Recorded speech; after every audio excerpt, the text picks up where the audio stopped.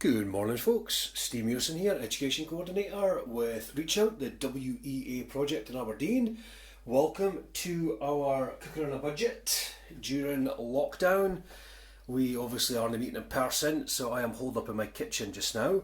And as we kind of planned at the start of the term, we are going to look at doing really basic cooking recipes with things that you generally might take in your cupboard or would be able to get for your food bank. And any additional kind of ingredients you would need, you can pick up for a cheap price at a supermarket or substitute for something that would be really cheap and still the recipe would hold together well. So today, if you're not worked out already, we're going to do some good old macaroni cheese. So this is a really inexpensive meal. It's really filling. It's relatively nutritious. It's quite high on carbs, so I wouldn't advise to make it the main staple of your weekly diet. But it's really fine, especially going through into the colder winter months. It's a really fine meal. It's filling. Like I said, you can cook it on a budget. You can mark it a large amount and save it in a, so it's really handy to be able to put it aside for a later date if you've even got less money or you're not in the mood to cook, or you're just really organised and you like to have your meals kind of planned out and put aside for yourself. So a rundown of the ingredients. I'll also list them below in the video description. But for anybody that maybe isn't sure what's in front of them, got some good old butter. Use any kind of butter you want. This is for making our sauce. We've got some mustard. It gives it a little bit of kick. It's not essential, but it can get a little bit boring if it isn't got mustard in it. I think I always put mustard in my cheese sauce. Some good old macaroni. Some plain white flour. Milk, use any kind of milk. I've just got a surplus of whole milk just now in the fridge, so that's what I'm using. Some good old cheese. Some pepper. Pepper's not essential either, but again it lifts the sauce a little bit, so it isn't too bland. And material wise, good old pan. We're going to use this for our sauce, and if you've only got one pan, which is totally understandable, you can make your macaroni, put it to the side and then make a sauce. In fact, that's what I'll do today. That's the way we'll do it. A cup, we're going to use this for measuring. It's a really easy way to do it. You don't need any fancy scales or nothing. A whisk. If you've not got a whisk, you can use a fork, but just be careful if you've got a non-stick pan, you don't want to take the bottom off it. And a good old spoon. We're going to also use that for measuring. And that is our ingredients. Really straight ahead. The recipe itself is surprisingly simple. I've got a good technique for making cheese sauce that is almost foolproof. I maybe jinxed myself saying that, but the proof will be when I go and make it on video, and we'll find out if it is as good as I think it is. Right folks, you get your ingredients together, or just sit tight for the next part of the video if you're not cooking right away with this, and we will jump to putting the sauce together. Hello folks, welcome back. As you may see, we have one pan on the hob. Now, if you've not got a kettle, that's okay. You can boil water in a pan. But I am jumping ahead a little bit and I've boiled my kettle. So that's half pan, boiling water. Put your hob on and you're putting your ring on at full power. Get to the boil as quick as possible.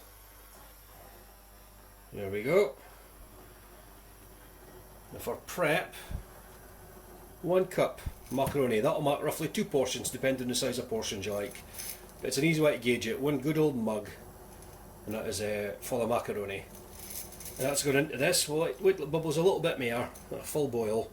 Put this in and it cooks for about 12 minutes. There's not much variation in macaroni, it'll tell you in the packet, but there we go. Look, full boil, great big bubbles. Macaroni goes in, and you'll ken your cooker yourself, or your hob yourself, or you'll be learning about it doing this cooking. But once whatever you put in comes back up to boil, like that, we're looking for big bubbles again, you then turn it down a bit, or else it's just going to evaporate out of the water and maybe burn your pan, simply ruin your meal. So for my hob, I turn it down to about 3/4, 7.5. is the setting, but 3/4 on a dial or whatever your hob is like, and that'll give you a nice kind of rolling boil, they call it. For the water's not going to evaporate too violently, but it's still going to boil whatever's in the pan. and I will set my timer for 12 minutes. So, what are we going to do for 12 minutes, folks? Joking, I'm not going to make you watch a pan boiling for 12 minutes. But what I'll do is, once the macaroni is cooked, the video will start again and we'll get going making our sauce. Okay, good luck, folks. Oh, by the way, the pineapple, I literally have left it there because we never have a pineapple in the house. And we do this time, and it's making me feel really fancy. So, there you go. Hi folks, welcome back. We have one cooked pan of macaroni. So, we're going to turn this heat down. And what we're going to do is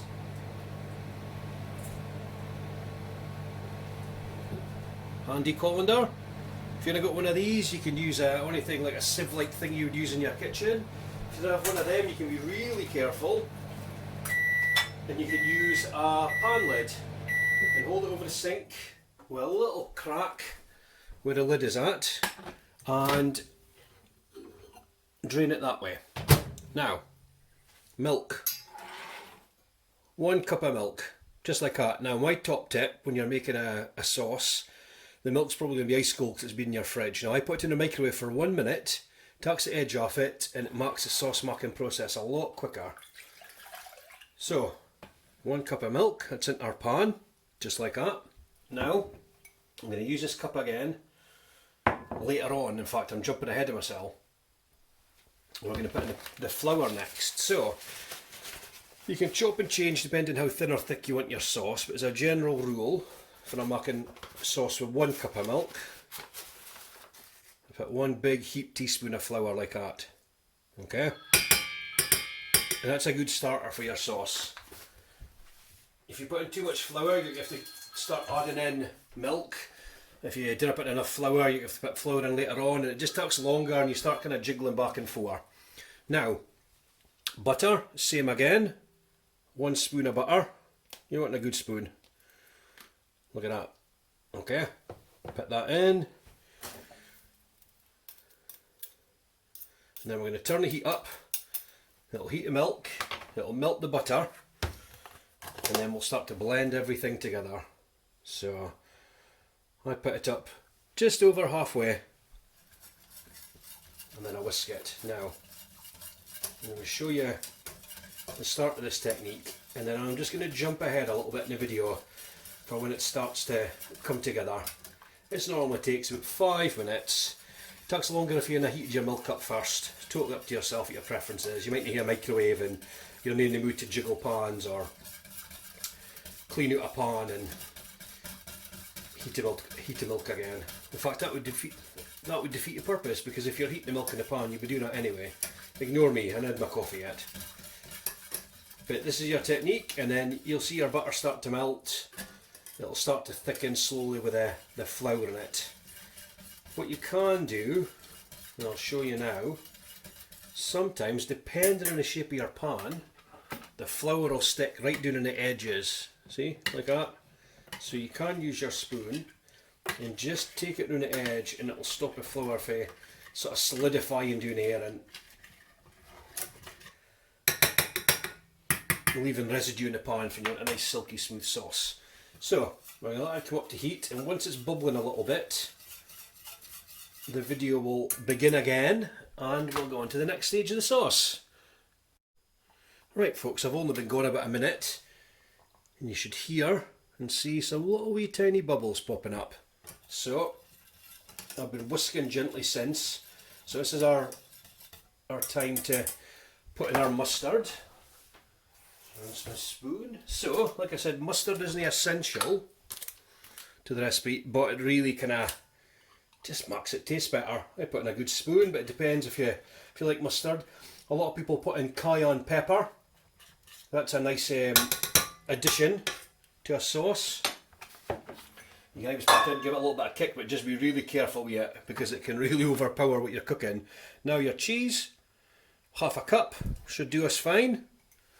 Just like that. And I'm going to put in a little stoosh of pepper as well. There we go. Good old whisk. Give it a whisk round. Now this is where you can start to judge how thick or thin your sauce is going to be. because this is it coming together now. And if you like it thinner, you would add just a little bit of milk. I'm going to show you with a spoon just now how thick this is, because I like my sauce really thick. So, see, like that. That is how I like cheese sauce. Some folk like it quite watery, some folk like it like glue. Totally up to yourself. So, if you like it thinner, add a little bit of milk. If you like it thicker, maybe a half tablespoon of flour, and really whisk your flour in so it doesn't get lumpy. But as we stand, delicious. Do not forget to taste it either as you go. Here's our macaroni going in. Give it a good stir.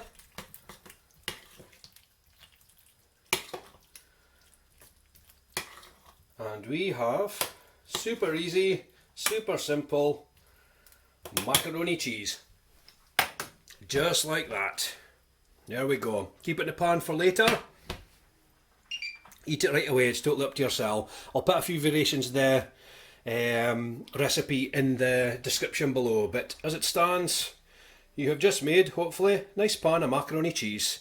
Right folks, all the best. Let us know how you got on with it. Any ideas for future cooking, let us know and we'll turn our hand to it. Cheers now.